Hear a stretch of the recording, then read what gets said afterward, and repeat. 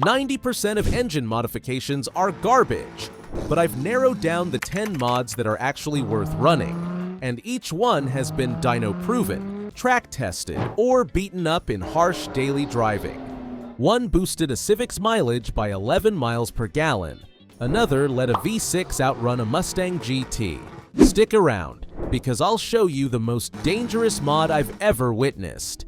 It melted a turbo and left the owner with a $6,300 repair bill. Let's jump in. Mod number 10, High Performance Air Filter. The first time I watched someone swap a stock filter for a performance one, I laughed it off. Thought it was just a gimmick. But then I got behind the damn wheel. Throttle felt sharper, idle smoothed out, MPG pushed upward. I shut up fast. A high-flow filter lets your engine breathe the way it was meant to. Stock filters are fine for grocery runs, but if you give a damn about performance or long-term dependability, upgrade it. I've installed these on trucks, tuners, classics, daily drivers, you name it. K&N, AEM, and S&B are the go-to brands. They don't crumble like the cheap stuff online. Sure, they cost more up front, but they're washable and reusable. One solid filter can outlive 10 paper ones. Pays for itself quick. Biggest mistake people make? Dropping one in and calling it a cold air intake. It's not. And don't drown it in oil like you're marinating a turkey. Too much will foul your MAF sensor. Simple mod, takes minutes, but it sets the stage for any other upgrade. Better airflow in, better performance out. But if you think breathing cleaner air is a big deal, wait till we reprogram the brain that runs it all. Mod number 9, ECU Reprogram. Your engine's ECU has a hell of a lot more potential than the factory tune allows, but the stock programming is built to play it safe. Fuel economy, emissions, smooth manners for grandma. That's what it's designed for. You want real performance? You retune it. A proper ECU remap wakes the motor up like a shot of adrenaline. I'm talking snappier throttle, extra torque, tighter timing, optimized fuel curves. I've tuned bone stock cars that felt like a completely different machine after a legit remap. But here's the catch. Don't use shady tunes from forums or cheap flash tools. I had a guy roll in once with a fried ECU. Tried tuning it himself with some $40 USB dongle. The thing ran like garbage, knocked like crazy. Scorched valves nearly destroyed the engine. Use legit platforms like HP tuners, perfect for GM, Ford, and Dodge builds with full control. Cobb Access Port, perfect for Subarus, Mazdas, and Fords, plug and play with dyno-ready maps. Hondata made for Hondas and Acuras. Insanely precise and highly adjustable. These aren't just stylish names, they're trusted tools the pros actually use. And speaking of pros, always get it mapped by someone who knows their way around a dyno. This isn't a video game. You're rewriting a car's brain. Show it some respect.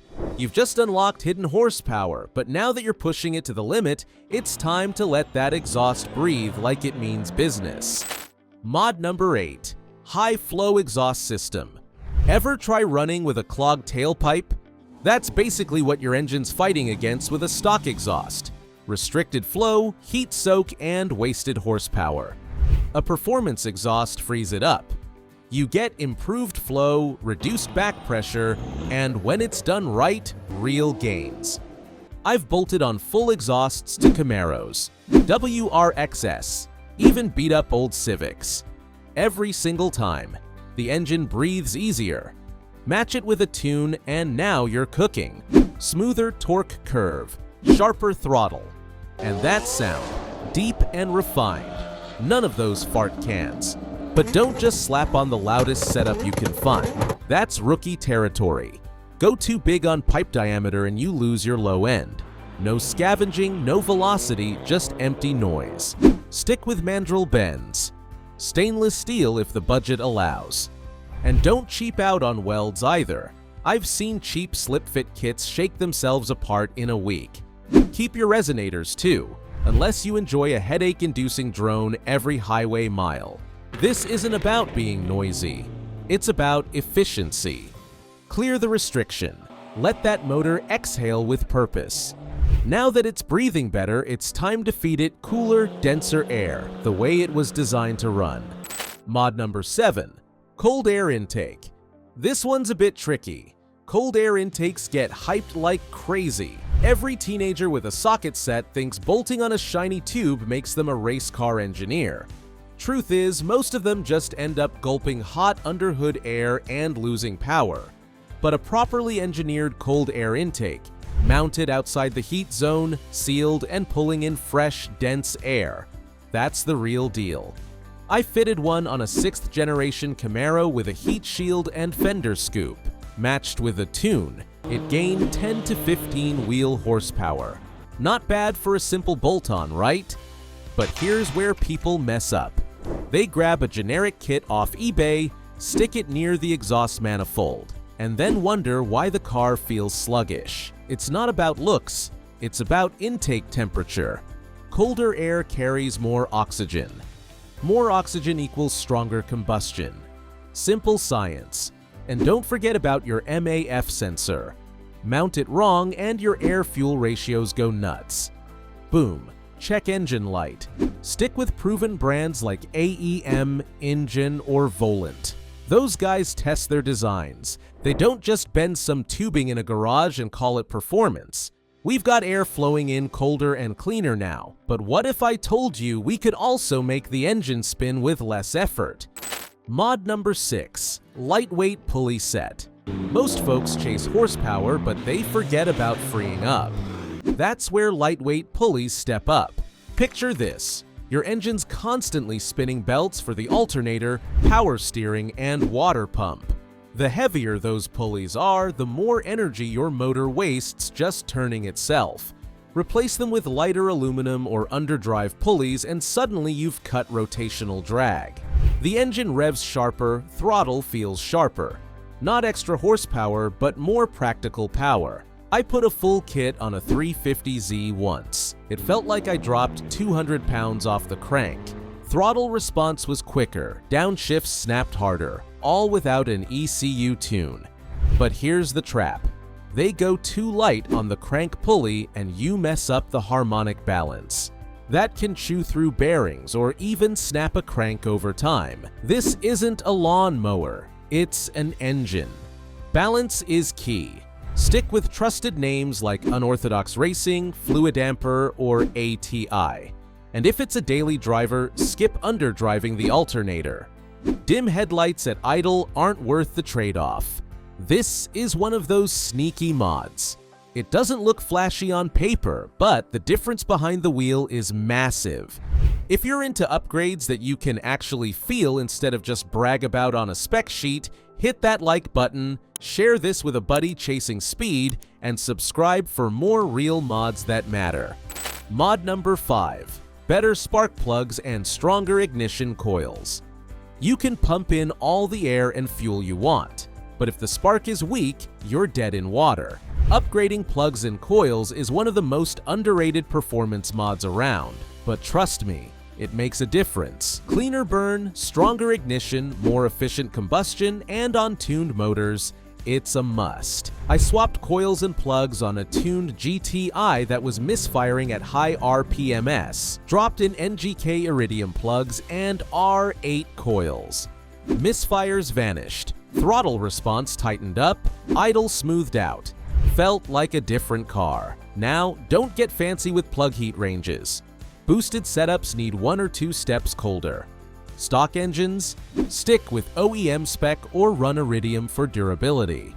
And avoid mixing cheap coils from random eBay sellers. You'll be chasing ghost misfires for weeks. I've seen it burn up ECUs and waste tons of time for customers. Stick with proven names: NGK, Denso, MSD, Delphi. This isn't just performance, it's reliability. You'll get a stronger spark, easier cold starts, and even a small bump in MPG. You've upgraded the fire. Now it's time to control when that fire hits, and that takes us straight to the next upgrade. Mod number 4, Performance Camshaft. This one's for the naturally aspirated crowd who want real mechanical gains, not just bolt-on gimmicks. A performance cam is the heartbeat of the engine. It controls when the valves open, how long they stay open, and how much flow of air and fuel moves in and out. Done properly, and you'll see stronger mid-range, more top-end pull, and that aggressive exhaust note that tells everyone you're serious. Even a mild cam upgrade paired with the right springs, push rods, and lifters can free up 30 to 40 extra horsepower in the right setup. Throttle response gets crisper, rev range expands, and the motor finally feels alive. But here's where beginners mess it up. They throw in a huge cam without matching the rest of the valve train. Wrong springs, bent push rods, too much lift, and suddenly the piston and valve meet. Game over. And don't even attempt a cam swap without a proper tune. The ECU won't know what's happening, and your idle will wander like a lost dog. Names like Comp Cams, Brian Tooley Racing, and Texas Speed all make excellent grinds tuned to different goals. Just keep in mind, NA setups only shine when the cam is balanced with the rest of the system. Now that your cam has the valves dancing, let's make sure the intake path stays clear before oil vapor turns it into sludge. Mod number 3. Oil catch can. Ever pulled the intake manifold off a direct injected motor at 40,000 miles? Looks like somebody dumped barbecue sauce in there. Thick, black, greasy carbon buildup clogging everything up. That nastiness comes from crankcase blow-by. Oil vapor recirculated back through the intake. And modern emissions systems make it even nastier, especially on direct injection engines. That's where an oil catch can save the day. Cheap, straightforward, and one of the smartest long-term mods you can do. I put one on every turbo build that comes into my shop. Hell, even my daily drivers got one. It traps the oil mist before it ever reaches the valves, keeps the intake clean, sharpens combustion, and lets the engine breathe like it just got fresh lungs. I cracked open my son's GT iCatch can after 6,000 miles. Half a cup of nasty black sludge. That would have gone straight onto the intake valves. Not happening. But don't waste your time with some no-name Amazon can without baffles. That's just a soda can with fittings. If you want real filtration, stick with JLT, Mishimoto, or Radium. And don't forget to empty it. I've seen guys neglect that and end up with overflow in the intercooler. You've kept the engine's lungs clear. Smart move. Now, let's keep its blood running cool. Mod number 2. Upgraded aluminum radiator. Let me break it down. What wipes out more engines than bad tunes or redline revving? Heat. I've watched head gaskets blow like popcorn because someone trusted their stock plastic radiator. Works fine until it cracks in summer traffic and cooks the motor. An aluminum radiator isn't just cooling, it's protection. Extra core rows, smoother flow, and way better heat dissipation. Whether you're boosted, cammed, or just drive hard, this mod can save your entire build. I dropped a Mishimoto in a customer's Turbo Civic. Used to hit 215 degrees Fahrenheit on a hard pull. After the swap, sat rock solid at 185 degrees Fahrenheit, even bumper to bumper. No heat soak, no limp mode. But don't stop with just the radiator. Replace those tired rubber hoses, check the thermostat, and make sure the fan's actually doing its damn job. Cooling's a full system, not just one part. And bleed it right, no air pockets. I've seen a guy destroy a fresh engine just because he skipped burping the coolant and overheated it on the first drive. You've got the temps under control and your build protected. Now it's time to tame the real enemy of wasted traction. Mod number 1. Limited Slip Differential, LSD. All the power in the world doesn't matter if one wheel is just roasting smoke. That's the reality with open differentials. One tire spins, the other does nothing. A limited slip fixes that. It distributes torque where it's needed, so both wheels dig in. I installed a clutch-type LSD on a Nissan 240SX once. It went from a one-wheel peel embarrassment to snapping out of corners like it was on rails. Night and day difference. But here's the warning. Don't confuse it with a welded diff. Welded diffs are cheap, but they'll chew tires, snap axles, and make every parking lot sound like a horror movie. Stick with proper gear-based or clutch-type LSDS from Eaton, OS Geekin, or Quaife. You'll get traction, balance, and a car that finally puts power down the right way. Now, for the bonus I promised, here are 7 mods I would never suggest. I've seen these cause more damage than real performance gains. Mistake number 1. Using a cheap turbo kit without proper tuning or supporting upgrade. This is hands down the biggest rookie move I've watched destroy cars and crush dreams. People bolt on some cheap turbo kit, thinking they're building a 400 horsepower monster for under $1,000. No tune, no fuel system upgrade, no intercooler, nothing. The outcome? Cooked turbo, scorched pistons, blown head gasket. I knew a guy who dropped $6,300 just to repair the mess, and the car was never the same again. Don't cut corners on Boost. If you can't afford to build it properly, don't build it at all. Mistake number 2. Electric superchargers, better known as eBay gimmicks. Straight up scams. Bolting what's basically a cheap hairdryer into your intake isn't adding horsepower. All it does is throw off your air-fuel ratio and maybe trigger a check engine light. If it's not from a trusted manufacturer and the price tag's under $150, turn and walk away. Mistake number 3. Octane booster snake oils. Pouring a bottle of mystery juice into your tank isn't a mod. It's wishful thinking. Most of these so-called boosters might bump octane by half a point at best, and today's ECUs, they don't even notice. It's nothing but marketing hype in a can. You're better off filling up with real premium fuel at the pump. If you want proven gains, we've actually tested the additives that deliver. Hit the video linked above for the ones that are worth your cash. Mistake number 4. Obnoxious blow-off valves or fake turbo whistles. Chasing performance? Then forget the noisemaker mods. Those over-the-top valves and whistle gimmicks might impress your teenage cousin, but on the street or at the track, they do absolutely nothing. All they really say is, I binge-watched too many Fast and Furious movies. Mistake number 5. Installing mismatched parts without a tune.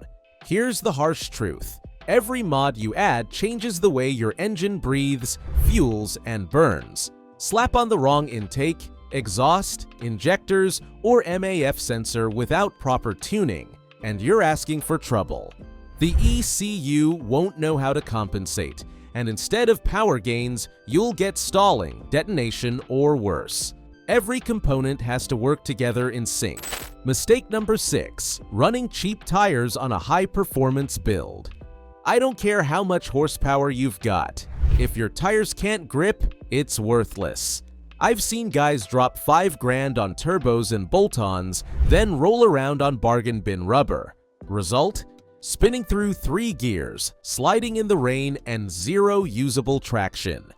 Performance starts where the car meets the road. Don't skimp here. Mistake number 7. Cranking boost without upgrading fuel. Everybody wants more PSI, but if your injectors and fuel pump can't supply enough, the engine runs lean, and a lean motor won't last. We're talking melted pistons, burned valves, and a blown engine. Simple rule: boost is only safe if the fuel system can back it up. Now that you know how to upgrade your engine with mods that are actually worth your money, don't stop there. There's still one more crucial trick you need to see. It's simple, effective, and mechanics absolutely hate it. Click the video on screen now to discover the reset trick mechanics don't want you to know.